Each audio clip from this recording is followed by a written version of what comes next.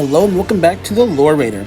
If you've been around the channel, you know that I'm a great proponent in the true power of everyone's favorite bounty hunter, Samus Aran. However, every now and again, even I find new ways to be impressed by Samus's power.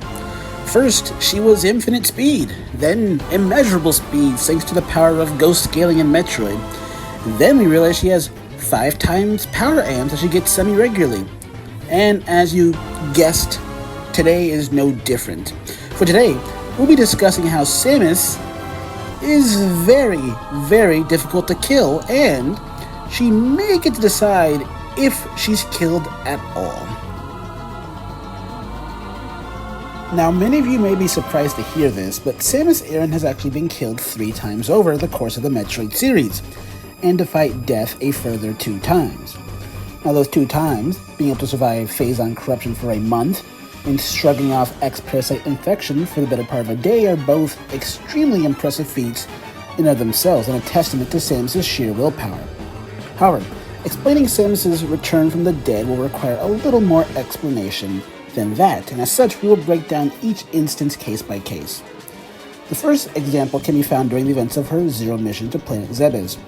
After the fight with Kraid, we see in the manga that Samus actually collapses after the fight, and in a moment that surprised even me, we see Samus' soul leave her body behind and walk with the ghost of Grey Voice, her surrogate father and genetic donor. The two of them would walk to Brinstar, where they would reach the various suit, and upon Grey Voice gifting the suit to Samus, the bounty hunter returns to life, seemingly manifesting a new body on the spot or perhaps teleporting back to her corpse.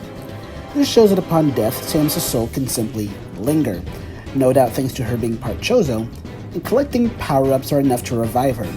Chozo weaponry, particularly her power suit, are part biological, technological, and part spiritual.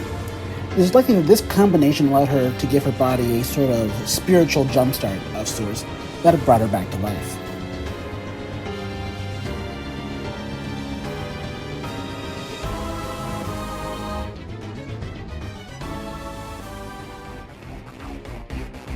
Samus' second body wouldn't happen for the better part of a decade, during the events of the Samus and Joy manga. This time, her death came when she was captured by the space pirate leader Greed, and her life energy was siphoned out in order to open the divine gates that sealed the Animus' dimension away. What's notable here is that it seems that her soul was sucked out of her, as we never see it materializes. What revives Samus in the end is when her missing ability capsules instinctively rolls toward her lifeless body and merges with her, which returns her to life.